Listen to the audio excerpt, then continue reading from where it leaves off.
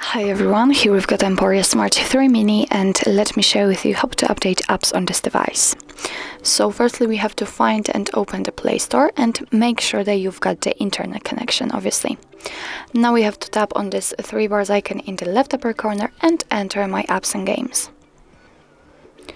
Let's wait, because right now your device is checking for updates, and right under it we've got the full list of all updates pending, all updates which are available, and obviously you can update all of those apps just by tapping on this green button here.